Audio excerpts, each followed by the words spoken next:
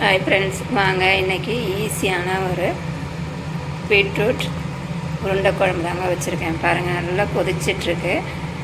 சுட சுட சாதத்தில் பிசைஞ்சு சாப்பிடும்போது அவ்வளோ அருமையாக இருக்கும். இட்லி, தோசை இது கூடவும் வச்சு சாப்பிட்லாம். வாங்க இது எப்படி செய்கிறதுன்னு நம்ம வீடியோக்குள்ளே போய் பார்ப்போம். இப்போ நம்ம நார்மலாக உருண்டை குழம்பு வைக்கிறோம்ல, அது கூட நான் பீட்ரூட்டு சேர்த்து செஞ்சுருக்கேன். பாருங்கள் இப்படி வந்திருக்குன்னு. குழந்தைங்களும் நல்லா விரும்பி சாப்பிடுவாங்க. பீட்ரூட்டு சாப்பிடாத குழந்தைங்களுக்கு இந்த மாதிரி செஞ்சு கொடுங்க, விரும்பி சாப்பிட்ருவாங்க. வாங்க எப்படி செய்கிறதுன்னு பார்ப்போம். வாங்க இன்றைக்கி பீட்ரூட் போட்டு உருண்டை குழம்பு தாங்க செய்ய போகிறேன். பார்த்திங்கன்னா ஒரு பீட்ரூட்டை தோல் சீவிட்டு நல்லா துருவி வச்சுருக்கேன்.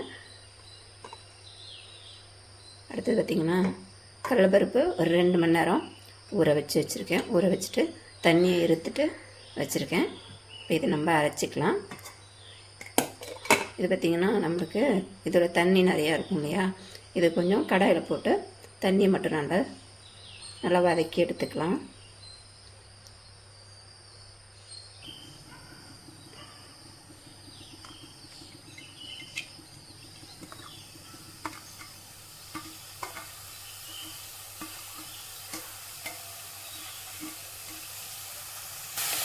பாருங்கள், இது நல்லா வதங்கிட்டு இருக்கட்டும். அதுக்குள்ளே நம்ம உருண்டைக்கு பருப்பெல்லாம் அரைச்சி எடுத்துகிட்டு வந்துடலாம். இது சிம்மிலே வச்சுட்டு இது நல்லா சுருண்டு வரட்டும். தண்ணி இல்லாமல் நல்லா சுருண்டு வரட்டும். முளை காஞ்ச மிளகாய், ஒரு 1/2 ஸ்பூன் அளவு சோம்பு, நல்லா தண்ணி எடுத்துட்டு நம்ம எப்பயுமே வடைக்கு அரைக்கணும்ல, அந்த மாதிரி அரைச்சி எடுத்துக்கலாம். இந்த அளவுக்கு நல்லா குறப்பாக அரைச்சிட்டு வந்தாச்சு. இது நம்ம இப்போ பாத்திரத்தில் மாற்றிக்கலாம்.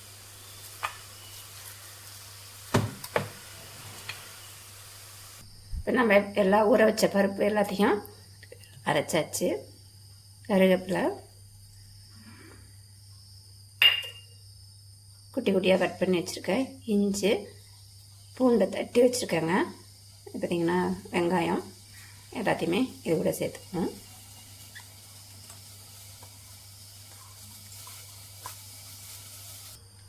நம்ம பீட்ரூட் வதக்கணும் பார்த்தீங்களா, நான் தண்ணி இல்லாமல் நல்லா சுருளாக வதக்கி எடுத்தாச்சு.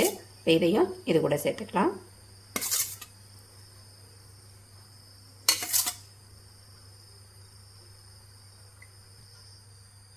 இதுக்கு தேவையான அளவு உப்பு.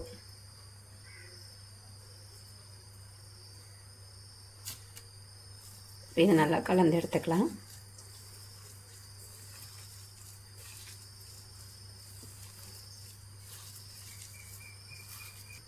நல்லா கலந்து எடுத்தாச்சு.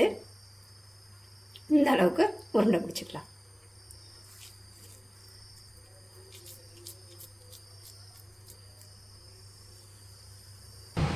எண்ணெய் காஞ்சிருச்சு. இப்போ நம்ம உருண்டையை போட்டுக்கலாம். பார்த்திங்கன்னா ரொம்ப வேக விட வேண்டாம். நமக்கு லைட்டாக கலர் மட்டும் மாறினா போதும். குழம்புல போட்டால் கரையாமல் இருக்கிறதுக்கு தாங்க நான் பொரித்து எடுக்கிறேன். நீங்கள் பொரித்து எடுக்கணுன்னா கூட அவிச்சு எடுத்துக்கலாம். இட்லி பானையில் வச்சு அவிச்சு எடுத்துக்கலாம். ரொம்ப வேக விட வேண்டாம். கரையாத அளவுக்கு நம்ம லைட்டாக கலர் மாறினா மட்டும் போதும். நீங்கள் பார்த்திங்கன்னா இது ஈவினிங் ஸ்நாக்ஸாக கூட செஞ்சு கொடுக்கலாங்க. டேஸ்ட்டுங்க அதே வடை மாதிரியே தான் இருக்கும். நீங்கள் அது வடையாகவும் தட்டி கொடுக்கலாம், இல்லை இந்த மாதிரி உருண்டையாகவும் செஞ்சு கொடுக்கலாம். பார்க்குறதுக்கு எவ்வளோ கலராக இருக்குது பாருங்கள். எனக்கு பார்த்திங்கன்னா மேலே கலர் மாறிடுச்சு. இதை நான் இப்போ எடுத்துக்கிறேன். பாருங்கள், இந்த அளவுக்கு பொரிச்சு எடுத்தாச்சு. இதை வச்சு நம்ம இப்போ குழம்பு பண்ணலாம். காய்ஞ்சிருச்சு. நல்லெண்ணெய் சேர்த்துக்கலாம்.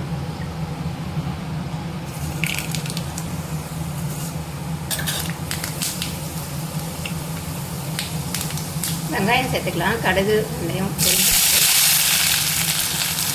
பார்த்திங்கன்னா நான் சின்ன வெங்காயம் சேர்த்துருக்கேங்க. நீங்கள் பெரிய வெங்காயம் கூட சேர்த்துக்கலாம். தட்டி வச்சுருக்கேன். பூண்டு இதையும் சேர்த்துப்போம்.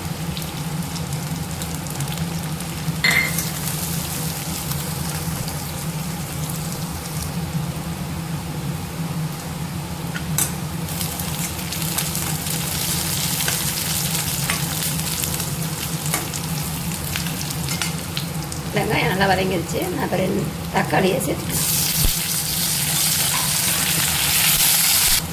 தக்காளி வெங்காயம் நல்லா வதங்கிருச்சு. இப்போ நம்ம குழம்பு மிளகாத்தூள் சேர்த்துக்கலாம்.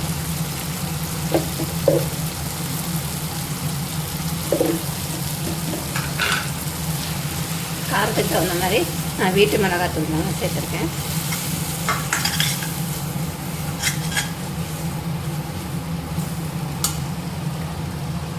புளி கரைச்சி வச்சுருக்கேன். ஒரு லெமன் சைஸ் அளவு புளி, அதையும் சேர்த்துக்கலாம்.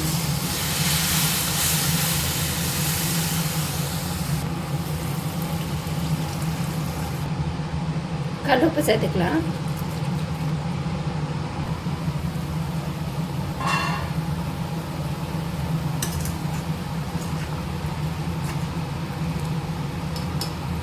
குழம்பு நல்லா கொதிச்சிருச்சு.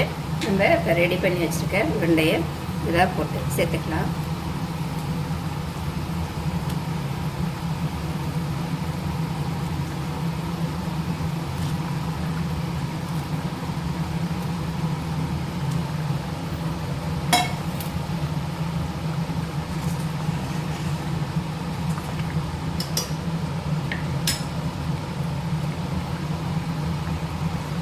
இதோட பார்த்திங்கன்னா கொஞ்சமாக தேங்காய், கொஞ்சம் சோம்பு சேர்த்து அரைச்சிருக்கேன். இப்போ இது கூட சேர்த்துப்போம்.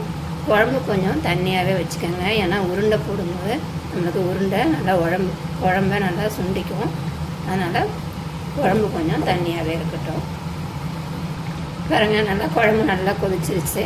ஒரு 5 நிமிஷம் நல்லா கொதிக்க விட்டோம்னா நம்மளுக்கு அருமையான பீட்ரூட்டு கடலைப்பருப்பு உருண்டை குழம்பு ரெடி ஆகிடுங்க. கொஞ்சம் குழம்பு மட்டும் கொஞ்சம் தண்ணியாக வச்சுக்கோங்க. இது கொஞ்சம் நேரம் ஆக ஆக நல்லா கெட்டியாக வந்துடும். சுட சுட சாதத்தில் பிசைஞ்சு சாப்பிடும்போது அவ்வளோ அருமையாக இருக்குங்க. மேலே கொத்தமல்லி தூவி இறக்கணும்னா அருமையான பீட்ரூட் காரக்குழம்பு ரெடி ஆகிடுச்சு. பீட்ரூட் உருண்டை குழம்பு ரெடி ஆகிடுச்சு. நீங்களும் முன்னாடியே ட்ரை பண்ணி பாருங்கள். வீடியோ பிடிச்சிருந்தா லைக் பண்ணுங்கள், ஷேர் பண்ணுங்கள், கமெண்ட் பண்ணுங்கள், மறக்காமல் சப்ஸ்கிரைப் பண்ணுங்கள். இன்னொரு வீடியோவில் சந்திப்போம். பாய்.